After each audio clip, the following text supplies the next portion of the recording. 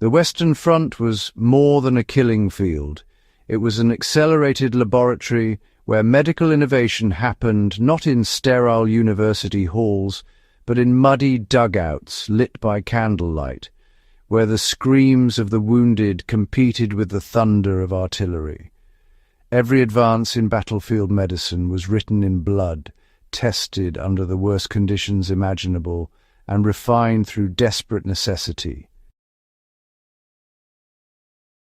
The doctors, stretcher-bearers, and field medics of the Great War faced wounds that defied everything medical science understood, and in responding to this carnage, they revolutionized trauma care in ways that echo through every emergency room and combat zone today. Long before military medicine coined the term golden hour, the medics of 1914 to 1918 understood that time was the enemy nearly as dangerous as the bullets themselves. In the chaos of no man's land, stretcher-bearers crawled through shell craters and barbed wire, often under cover of darkness, racing against shock and blood loss. These men carried minimal equipment, morphine syrettes, field dressings, and sometimes a flask of rum for the dying, but they pioneered the concept of rapid evacuation that would become doctrine a century later. The regimental aid posts, positioned mere hundreds of yards behind the front lines, represented the first link in a chain of evacuation that moved the wounded from shell hole to field hospital to base facility with unprecedented speed.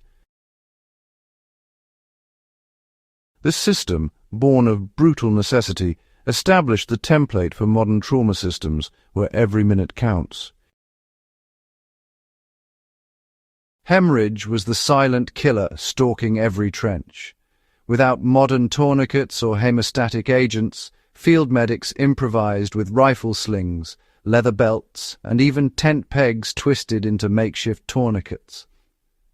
The standard field dressing, a simple gauze pad attached to fabric ties, was often insufficient for arterial bleeding, forcing medics to pack wounds with whatever clean cloth they could find, applying direct pressure while waiting for evacuation. Some units experimented with sterilized sphagnum moss, a natural material with remarkable absorbent and mildly antiseptic properties that Irish and Scottish medics harvested from bogs. This primitive hemostatic agent could absorb 20 times its weight in blood and proved more effective than cotton in certain applications, a forgotten innovation that predated modern combat gauze by nearly a century. The medical officers of the Great War confronted a phenomenon they called wound shock, what we now understand as hypovolemic shock from blood loss.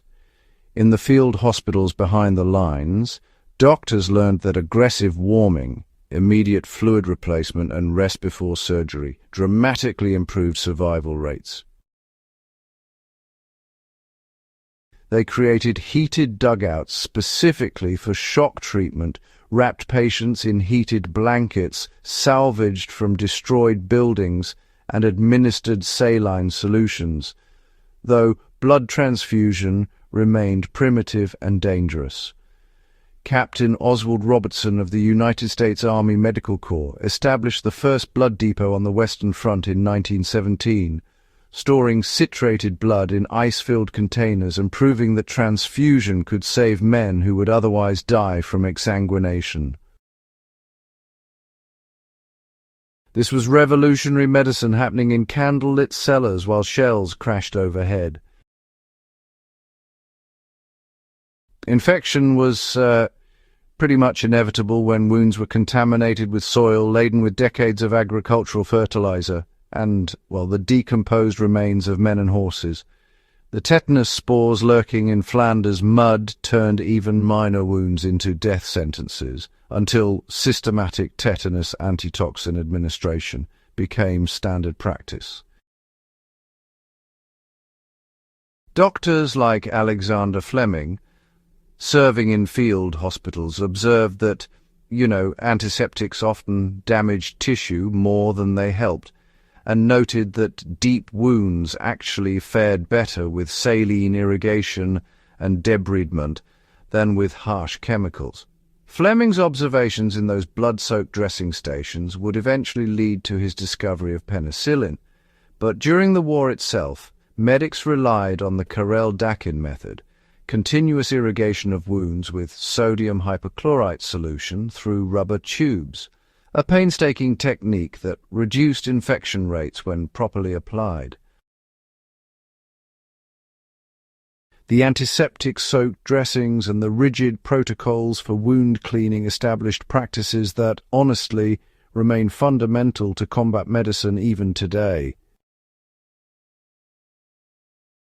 The medical innovations forged in the furnace of the Great War created the foundation for every advancement that followed, from the MASH units of Korea to the forward surgical teams in Afghanistan, from civilian ambulance systems to the protocols that save lives in emergency rooms worldwide. The medics who crawled into no man's land with nothing but courage and a canvas bag taught us that medicine at the point of injury, rapid evacuation, and systematic treatment protocols could turn the tide against death itself. Their legacy lives in every tourniquet applied, every helicopter evacuation, every trauma surgeon's trained hands. For those of us who study history and preparedness, their story reminds us that innovation springs from necessity, that adaptation means survival, and that the will to save lives can triumph even in humanity's darkest hours. If you found value in this exploration of battlefield medicine, subscribe to Fieldcraft Chronicles and share this video with anyone who understands that the lessons of history aren't just stories. They're survival skills waiting to be learned. Until next time, stay prepared, stay informed, and honor those who gave everything so we could learn.